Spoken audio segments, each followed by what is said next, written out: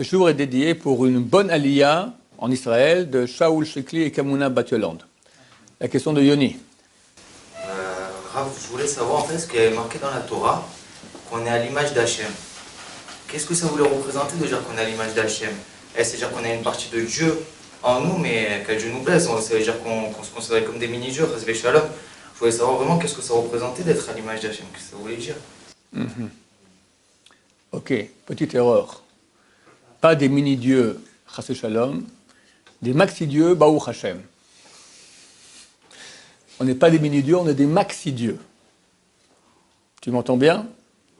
J'aurais pas osé le dire moi-même, mais c'est écrit noir sur blanc dans la Gemara, traité Bava Kama, page 75b, à dire Rabbi Yochanan, à la fin des temps, on appellera Sadekim au nom de Dieu. Yudke Vavke, Elohim, Shakai, Kel, Tzvakot, des êtres humains, Yoni, Yudke Vavke. Comment ça se fait? Effectivement, nous sommes à l'image de Dieu. Qu'est-ce que ça veut dire à l'image de Dieu? Il y a beaucoup d'explications. Celle qui me semble la plus vraie, toutes sont vraies bien sûr, mais la plus profonde, on va dire, elle est que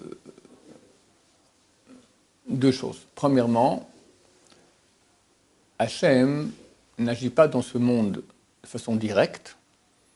Il y a des mondes spirituels par lesquels il agit. Ces voies d'action d'Hachem nous sommes imprimées, nous sommes construites telles qu'elles sont construites aussi. La mystique juive, elle va parler des mondes supérieurs, elle va parler, on dit qu'il y a 10 sphères, par exemple, d'accord? À 10 sphères, les 3 premières, Chokhmah Bin Avadat, correspondent à la tête, aux 3 cerveaux. Après, Chesed, c'est la main droite, Gvura, la main gauche, le tronc, Tiferet, jambe droite, Netzach, jambe gauche, Hod, organe sexuel, Yesod, et enfin la Malchut, la royauté. Donc nous sommes créés à l'image de Dieu. Déjà, ça c'est en super basique. Et bien sûr, avec, c'est écrit, de ma chair je verrai Dieu. Il y a une correspondance tellement grande qu'on pourra apprendre beaucoup de choses sur les mondes supérieurs à partir de nous-mêmes, comment nous sommes. Et le contraire, celui qui va bien étudier la Torah, et aussi la mystique juive, il saura exactement qu'est-ce que nous sommes comme corps. Le Chazon Ish, il explique aux chirurgiens comment faire des opérations qui étaient des premières mondiales. Je crois qu'il a fait une opération, il a dit comment faire une opération du cœur par le dos. Chazon Ish, ce n'est pas un médecin, ce n'est pas un chirurgien, c'est un talmudiste. Des trucs incroyables. Une fois aussi, quelqu'un veut faire une opération, on l'a dit, tu dis au médecin, pas opérer par là, opérer par là. Ça n'a pas voulu, non, le Chazon Ish, il a dit comme ça, bon, il a accepté. Après, il a dit, heureusement, si j'avais opéré par où je voulais, tu serais mort aujourd'hui. Un truc que je ne savais pas, etc. Bon, Baruch Hashem. En ce qui nous concerne, nous plus, d'accord, plus vrai au niveau du vécu. Tout dans le monde est mort. Ça veut dire, tout est programmé. Si je prends maintenant un robot et je programme, il est extrêmement actif. Est-ce qu'il est? Il n'est pas. Ah, je dois faire beaucoup d'actions. Mais en lui, il n'a pas d'être intrinsèque. Il est programmé, c'est rien. D'accord, je débranche, il meurt sur place. Et quand je rebranche, il fait que ce que je lui ai ordonné. Il n'est pas. Si un jour j'ordonne, bois du coca, il me dit non, ce coup-là, je vais boire du jus d'orange. J'ai dit coca, il me dit non, jus d'orange. Et personne ne l'a programmé à faire ça. Alors là, il existe. Il fait peur. Pourquoi il fait peur? Parce que c'est plus une machine, c'est un être. Dans la réalité, tout est programmé. Jamais un minéral, un morceau de gravier voulait être joué de diamant.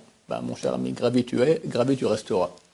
Un diamant dit, j'en ai ras-le-bol d'être sur les boucles d'oreilles, sur les oreilles des femmes, j'aimerais bien être un gravier tranquille dans la montagne. Et non, mon cher ami, tu es condamné à rester sur les oreilles des femmes. On ne peut pas, ce que tu es, on ne peut pas changer. Idem dans le monde végétal, idem dans le monde animal. Les gens croient que les animaux ont un libre arbitre.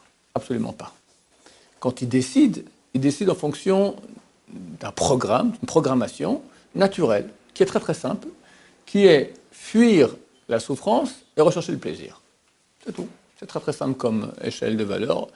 que beaucoup d'êtres humains qui se comportent comme des animaux ont aussi. D'accord? Tout le monde a cela. La question, est-ce qu'il n'y a que cela, et là, tu es vraiment animal, ou il y a plus que cela, on va en parler tout de suite. Les anges, aucun ange ne peut faire autre chose que ce que Hachem lui a ordonné. S'il dévie, c'est même pas impossible, mais si, de façon hypothétique totale, il dévierait d'1 millimètre, il est éliminé sur place. Qui programme tout ça? Hachem. Lui, personne n'a programmé, c'est lui qui programme tout. Donc c'est le grand programmateur de tout. Il fait ce qu'il veut. Et il va créer, c'est une révolution énorme. Les anges ont dit, mais comment tu fais une chose pareille? Les anges programmés par Hachem ont dit ça. D'accord? Comment tu fais une chose pareille? Tu vas créer maintenant un être qui est comme toi. Il va être programmateur lui aussi. Il n'est pas mort, il va être. Il pourra dire non à Dieu. Il fait ce qu'il veut. C'est phénoménal. Dieu est le maître de tout incontesté, de tout. Il crée un être qui fait ce qu'il veut, qui veut se révolter contre Hachem. C'est la révolution. Pourquoi Hachem fait ça? Parce que Hachem est bon. Et la nature de ce qui est bon, de vouloir octroyer le bien. Donc Hachem va créer maintenant un être pour lui octroyer le bien. Quel est le bien le plus parfait qu'Hachem puisse lui donner? Si il lui donne un bien qui n'est pas le plus parfait des parfaits, alors Dieu est manquant. Et Dieu n'est pas parfait. Et si Dieu n'est pas parfait, alors tout est à l'eau, c'est cuit. Donc Hachem doit donner maintenant le bien, va créer l'homme, pour donner le bien le plus parfait qui puisse exister. Si c'est un millimètre parfait, moins un millionième de millimètre, d'accord? C'est raté. Quel est ce bien? La seule chose qui est vraiment parfaite, qu'Hachem peut nous croire, c'est lui-même. Lui-même. Bien, je te propose moi. Sois comme moi. Fais un avec moi. Mais de ton libre arbitre. Si je te programme à faire un avec moi, tu n'as rien. Moi, je veux que tu sois, tu vas être. Comme moi je suis, je décide, toi aussi tu vas décider. Pour ça, je vais mettre deux options. Deux programmations. Programmation animale, qui font dormir, manger, pouvoir, les filles, rien faire. Sur le hamac. D'accord? Ça, c'est la programmation, et de l'argent, bien sûr, le pouvoir, l'argent. Ça, c'est programmation animale. Et bien sûr, j'ai oublié le statut social, le kavod, t'es quelqu'un toute la journée, d'accord? Bac plus, t'as vu la bagnole, etc. Et la programmation vérité. Laisse tomber, c'est animal, t'es pas animal, t'es un être divin. Cherche le sens de ta vie. Sois un homme, connais la vérité, le vrai sens authentique, réalise-toi dans ce qui est. Dans ce qui est. La seule chose qui est, c'est Hachem. Tout le reste va disparaître. Tout va disparaître. Tout ce qui va rester, c'est Hachem, c'est son nom. Celui qui était et sera. L'être suprême. Branche-toi avec lui, tu vas être. Dans ton propre libre arbitre. Alors, quand on va choisir de faire des mitzvot, on va se brancher avec Hachem, on devient un avec lui. Il est écrit comme ça. J'ai déjà fait ce cours il n'y a pas longtemps, je le répète ici, ça vaut la peine. Il est écrit que Dieu et la Torah et Israël font un. Or, ça ne veut rien dire. Parce que Dieu, c'est Dieu, Israël, c'est Israël, la Torah, c'est la Torah. C'est de quoi font un. Réponse. Est-ce que cette main, c'est moi? Je peux dire non. Parce que si, chas shalom, on coupe la main, moi je reste. D'un côté, si maintenant, excuse-moi Eliaou, ma main ne te coupe pas et te donne une gifle, je ne sais pas ce qui arrive à ma main, tu donnes une gifle, d'accord? Ce ne serait pas bien de faire ça, parce que ce n'est pas gentil, mais tu me dis, je ne sais pas ce qui m'arrive avec mon poing, d'accord? Lui aussi, je ne sais pas pourquoi il vous a tout à coup frappé comme ça, n'est-ce pas? C'est clair que tu me diras pourquoi vous m'avez donné une gifle. Je ne peux pas dire c'est ma main. Ça ne marche pas. Alors c'est moi ou c'est pas moi? La réponse, c'est uni à moi. C'est uni à moi. Et comment c'est uni? Quand on fait un acte, il y a 3 étapes. Il y a d'abord moi. Moi, c'est qui? Personne ne sait. On ne sait pas. Freud a cherché un peu le moi, sur moi, le ça, allez. Depuis, tout le monde patauge, d'accord. Personne ne sait qui nous sommes, parce que c'est une chose qui est divine, une chose qui est spirituelle, et le monde occidental n'a pas les outils pour sonder le spirituel. Lui, il peut monter un peu, pas beaucoup, hein, et il s'arrête. Ce moi, on ne sait pas ce qu'il est, mais il s'exprime. L'expression la plus intime au moi, c'est la volonté. On apprend cela des paroles d'un grand sage du Moyen-Âge, Rabbi Yehuda Chassid, qui dit, si tu veux honorer quelqu'un, tu peux l'honorer parce qu'il est intelligent, tu peux l'honorer parce qu'il est beau, tu peux l'honorer parce qu'il est sympa, tu peux l'honorer parce qu'il est riche, tu peux l'honorer parce que c'est un bon peintre, un bon acteur, ou il a une belle voix. D'accord, etc. Il dit, c'est pas lui que tu honores. Tu honores son intelligence. Preuve en est que si demain il devient bête, tu ne vas plus l'honorer. Or, il est là. Donc, c'est pas lui que tu as honoré jusqu'à maintenant, c'est son intelligence. Idem pour l'argent, idem pour sa beauté, idem pour tous ses dons. D'accord, on enlève tout ça. Il n'y a plus d'argent, il n'y a plus de beauté, il n'y a plus de dons. Tu ne vas plus l'honorer. Mais lui, il est là. Quand est-ce que tu honores quelqu'un en tant que lui? C'est honorer sa volonté. Parce que ça, c'est lui. C'est la chose la plus intime qui vient de lui. L'argent, c'est pas lui. Son visage, c'est pas lui. Il peut défigurer, mais il existe, le pauvre garçon. D'accord?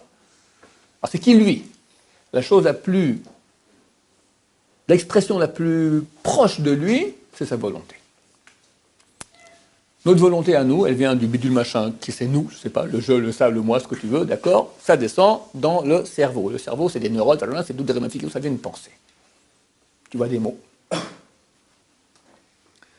En parenthèse, c'est le sens des 5 livres de la Torah. Mais je n'ai pas le temps d'expliquer ça maintenant. Bereshit, Shemot, etc. Bereshit en premier, c'est une volonté. Après, Shemot, on voit des noms, c'est la pensée. Vous voulez la suite? Oui. Alors, c'est la parole d'Hachem. Mais je ne peux pas mélanger les deux drachotes. Alors, je vous fais d'abord sur la volonté, après, on passera sur la Torah. Donc, je vais faire ma parenthèse. Donc, première chose, c'est la volonté. Ça passe après en pensée, des mots. D'accord? Par exemple, je ne sais pas, je veux maintenant... je veux boire, d'accord? Je vais réfléchir maintenant, je vais demander qu'on m'amène à boire. Froid, chaud, en français, en anglais, s'il vous plaît, pas s'il vous plaît, d'accord?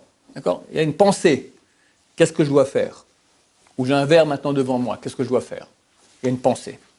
La pensée, après, elle va ordonner la main, la grue, tac, elle lève le verre, chacol bitvaro, et on boit. D'accord? L'acte. Les trois sont unis. Et les trois sont nécessaires pour faire un acte. Ça, c'est comme nous, on fonctionne, comme Dieu, à l'image de Dieu. Hachem, on ne le connaît pas, comme le ça, moi, le surmoi de moi, d'accord? On ne sait pas ce que c'est, mais il s'exprime. Il a une volonté. C'est ce qu'on connaît d'Hachem, sa volonté. Sa volonté, elle va s'exprimer dans une pensée, la Torah. Et nous, à Israël, quand on va réaliser cette pensée, on est la main de Dieu. Et on fait un avec lui. Au point où si la main donne une gifle à quelqu'un, on dit « tu m'as donné une gifle ». Quand nous, on fait la Torah, c'est Hachem qui fait. On est un avec Hachem. On réalise la volonté et la pensée d'Hachem. Donc on peut nous appeler Yudke Vavke. Comme la main, on ne va pas l'appeler toute seule donner une gifle. C'est toi qui m'as donné. C'est pas moi ça. Si, c'est toi. Parce que c'est uni avec toi. On est uni avec Hachem. Donc on n'est pas des mini-dieux, on est des maxi-dieux, Baruch Hachem. Bien sûr, on n'est pas le Dieu infini, il ne faut pas non plus rêver, d'accord? On est être une partie de l'infini, c'est quand même pas mal, hein? Combien ça vaut un infini divisé par 1 milliard? Infini. Alors maintenant, peut-être j'ouvre la parenthèse. Tu veux poser une question d'abord? Oui. Pourquoi on n'avait pas sur le programme qu'Hachem nous a ordonné de suivre nos instincts, etc. Si on va après le programme de l'instinctif animal, alors on devient animal. Et on est passif, en fait. Parce que toi, tu es entre les deux. Tu es entre la partie... il y a 3 parties. Neshama, partie divine. Toi, c'est le Ruach, c'est un souffle. Donc ça souffle entre les deux, ça oscille entre les deux. Et le Nefesh, c'est la partie animale. Maintenant, comme 99,9% de la population mondiale suit le corps, d'accord? Je veux être heureux, ça veut dire mon corps, satisfaire mon corps. Toi, tu t'écrases, en fait. Tu subis. La pulsion, elle est là. Mais tu es complètement passif, donc tu es mort. C'est écrit que les Rechaïm sont appelés morts dans leur vie. Le type, il est super actif, je fais tout ce qui me plaît. D'avoir la Torah, tu es mort, tu n'existes pas. Tu ne suis que les pulsions de ton corps. Tu n'es pas plus qu'un chien. Un chien, on va dire, un peu plus performant, d'accord? Mais c'est les mêmes fonctions, d'accord? S'amuser, manger, aller avec les chiennes, dans le cas des chiens, d'accord? Avec des jeunes filles, d'accord, etc. C'est la même chose, c'est pas tellement différent, voilà. Féroce, mettre mes gens dans le pouvoir, d'accord? C'est le bulldog du quartier, d'accord? Les mêmes midotes exactement chez nous. Ou bien tu vas te travailler et faire du bulldog d'un ange. C'est beaucoup de travail, mais ce que Dieu nous demande devient des dieux. Alors on va parler avec la Torah. La Torah, c'est la parole de Dieu. Quand on parle, il y a 5 étapes. La volonté, la pensée, après la mise en marche de la gorge, le son. Il vient d'ici des cordes vocales. Ah, d'accord, c'est un cri en fait. C'est pas... s'il n'y a pas les cordes vocales, on sent... Ah, d'accord, c'est comme s'il n'y a rien. C'est comme quelqu'un donne un coup de pied, alors il crie « Aïe !» D'accord, c'est pas penser. Après, il y a la modulation de ce son qui sort par la bouche. Et enfin, il y a la parole qui sort. 5 étapes. Bereshit, pour une chose première. Bereshit, pour une chose première. Pour signifie volonté. Pourquoi? D'accord? Pour. Je fais pour. Il y a une volonté, il y a une motivation. Pour. Chose première. Shemot, c'est les noms. Vaikra, ça donne en français crier. Vaikra, d'accord? C'est le cri, le son au niveau ici, guttural, sans que c'est encore modulé. Bamidbar, dans le désert. Et Evlan s'est tombé dans le chidouche est tombé par terre, ça marche plus. Si, Medaber. Comment tu dis? Medaber. Medaber, très bien. Bamidbar, li bamedaber, dans l'action de parler. C'est écrit. Dans la fin de Bamidbar, Moshe entend Hakol, la voix Middaber ito, qui parle avec, au passif, qui parle, Midbar, Midbar signifie désert, d'accord? Midbar ça veut dire aussi, et on dit Dabar l'Edor et Shne Dabrim l'Edor. Dabar signifie un dirigeant. Donc, les Daber, en fait, tu diriges le son. Le son, il va aller, d'après toutes les 5 parties dans la bouche, par rapport aux 5 sortes de lettres, une partie des dents, une partie gutturale, une partie des lèvres, etc., tu vas diriger le son, et pour finir, il y a Dvarim, qui sont les paroles ou les choses. Et le monde écrit comme ça, par ces 5 étapes-là. Baruch Adonai, l'olam, amen, va amen.